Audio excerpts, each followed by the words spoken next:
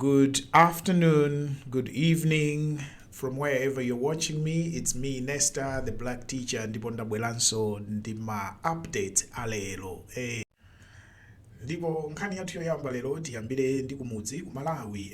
Kumene kuli nkhani yabwino yonena kuti sopano unduna wa Homeland, unduna wa Homeland Security walengeza ndithu kudziwitsa Malawi kunena kuti sopano vuto lopanga print ma passport latha makina opangira print ma passport afika mdziko muno ndipo atumizidwa kale ku ma region onse ku Zuzu, ku Blantyre komanso ku Mangochi. Monena kuti immigration offices ziyamba kupanga print ma passport nthawi ina iliyonse pompano.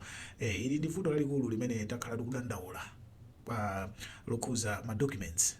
Anthu amavutikira kuti apeze document ku Malawi. Ndiye ndi nkhani yabwino. Tili ndi chikhulupiriro kuti zimene zalengezedwazo zikhaladi momwemo ife tidakali tcheru kuyembekezera.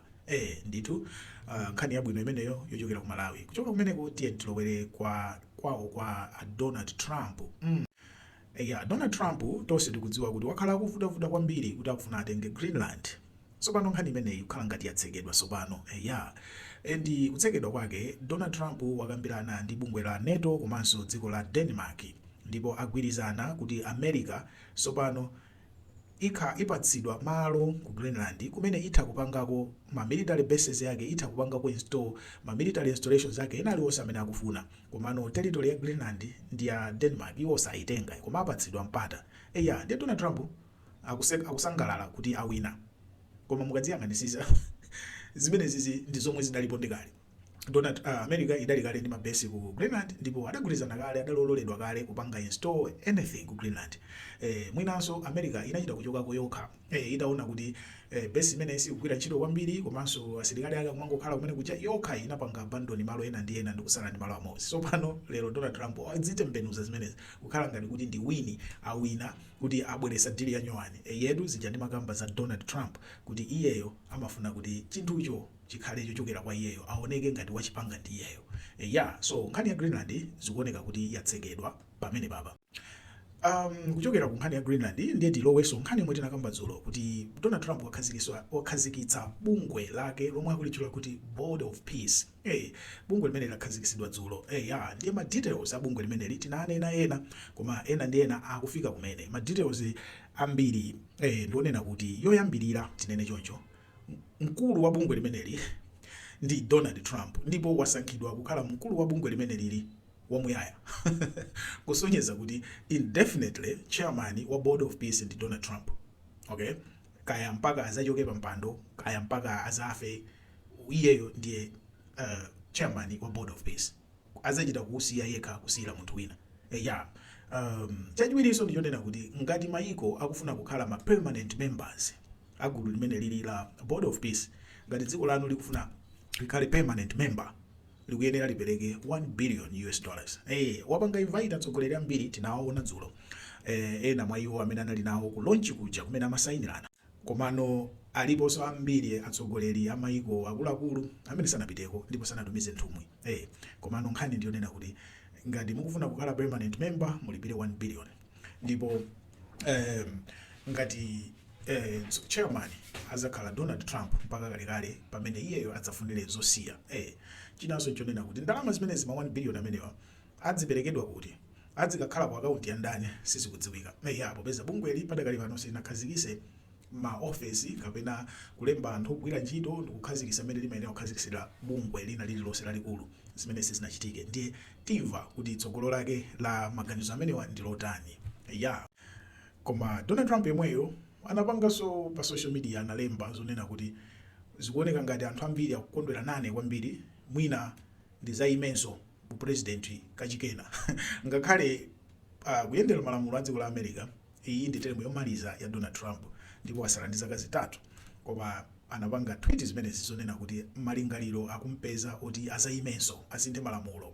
Ndiye tiona kuti mkulu ameneyi kutsogoloku abwera ndi zodani. Tiyeni tilowere ku Russia.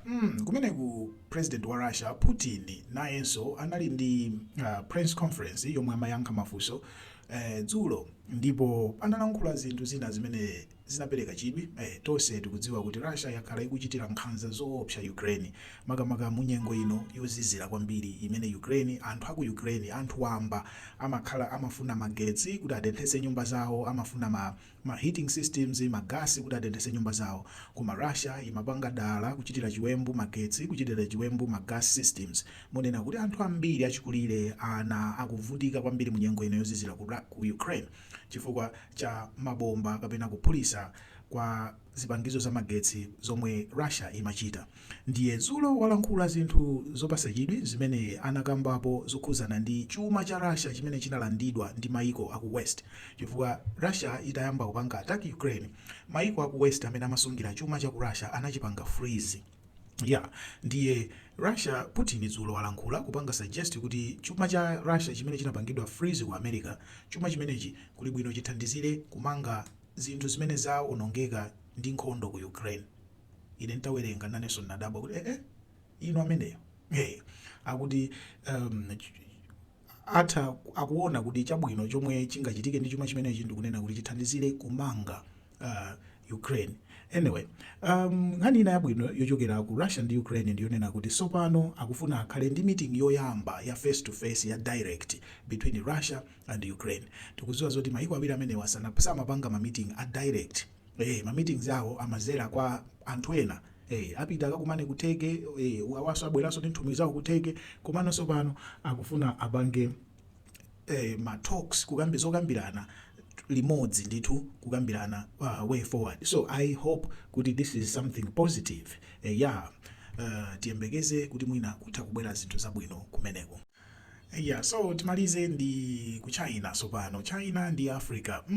Manambala atuluka amalonda ku China, ndipo mu chaka chathachi China yapanga export kupitisa ku Africa katundu wa pafupifupi $225 billion. Katundu amene China wagulitsa ku Africa. Africa nayonso yagulitsa katundu ku China. Ndipo katundu amene wachosedwa mu Africa kugulitsidwa ku China ndi $123 billion. Ndiye mutakuona pamenepo trade surplus. China ikugulitsa katundu wambiri ndipo ikupanga import pafupifupi hafu ya katundu amene akugulitsa ku Africa. Chachikulu ndichonena kuti ku Africa maiko ambiri sitipanga katundu, sitipanga manufacture zinthu, tilibe manufacturing power. Ndiye tikufuna China itipangire manufacture china chilichonse. Ndi chifukwa chake China ili very happy kupanga zimenezi, popeza ku America ndi ku Europe kumene kumachitika ma trade wars, ndipo ma Chinese businesses sopano ayamba kuyang'ana misika ya nyuwani.